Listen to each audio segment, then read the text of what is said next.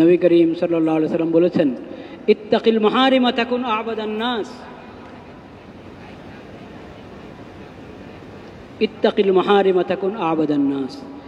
আল্লাহ যা হারাম করেছেন, যত পাপের কাজ, যত গুনাহ, যত হারাম, এগুলো থেকে বেঁচে থাকো, তাহলে তুমি সবচেয়ে বড় আবেদ হবে, সবচেয়ে বড় ইবাদতকারী হবে তুমি যদি হারাম ছাড়তে পারো। হারাম ছাড়তে পারলে, বেশি নফল পড়লে বড় আবেদ হবে তা না।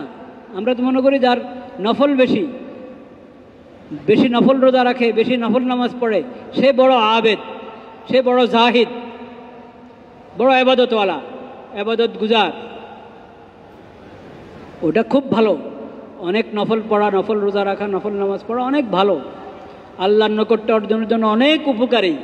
কিন্তু এর চেয়ে বেশি গুরুত্বপূর্ণ, বেশি দামি, বেশি জরুরি হলো গুনার কাজ ছেড়ে দেওয়া, নাফরমানি ছাড়ো, আল্লাহর নাফরমানি ছাড়ো, হারাম উপার্জন ছাড়ো, ঘুষ ছাড়ো, সুদ ছাড়ো, জুলুম ছাড়ো, গীবত ছাড়ো, যত অশ্লীল কাজ সব ছাড়ো, গালমন্দ ছাড়ো।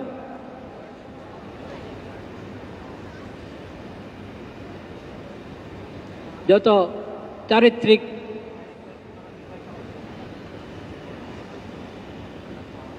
সমস্যা,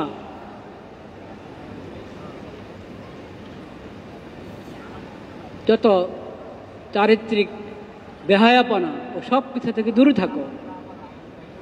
ইত্তাকিল মাহারিম, হারাম যা আল্লাহ যা হারাম করেছেন, যত গুনাহ, কবিরা গুনাহ, সবচেয়ে বড় কবিরা গুনাহ কি? শিরিক। আত্মহত্যা কবিরা গুনাহ, অন্যকে হত্যা করা, অন্যায় হত্যা করা কবিরা গুনাহ। হত্যা না শুধু, অন্যকে একটা থাপ্পড় মারলো কবিরা গুনাহ। হত্যা তো সেই হত্যাই। খেয়ানত, দুর্নীতি, আমানতের খেয়ানত করা এবং অন্যের অর্থতে গলত তাসাররুফ করা, আত্মসাৎ, এসব কবিরা গুনাহ, কঠিন কবিরা গুনাহ। এগুলো ছাড়তে হবে।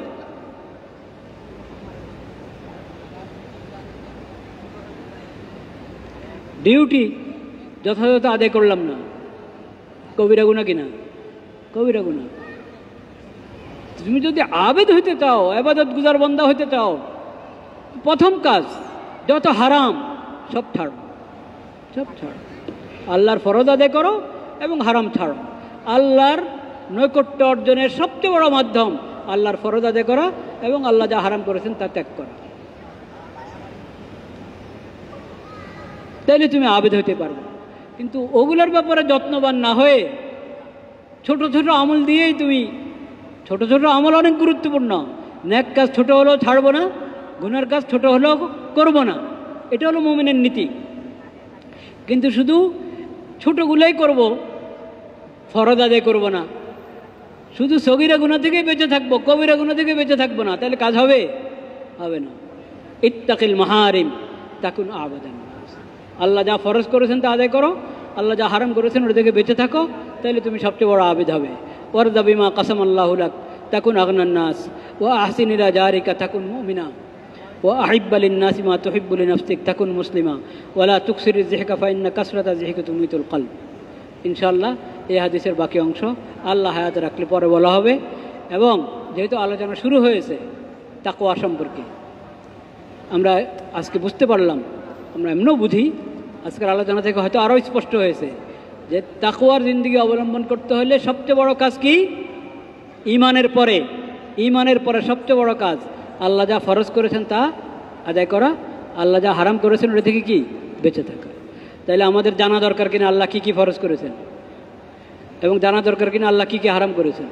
হ্যাঁ, তো আল্লাহ কোরআনে কি কি ফরজ করেছেন, নবীর মাধ্যমে, নবী করিম সাল্লাল্লাহু আলাইহি ওয়াসাল্লামের মাধ্যমে হাদিস শরীফে আল্লাহ কি ফরজ করেছেন, আল্লাহ কোরআনের মধ্যে কি হারাম করেছেন, নবীর মাধ্যমে আল্লাহ হাদিসে কি হারাম করেছেন, এই সম্পর্কে আমরা জানা দরকার কিনা।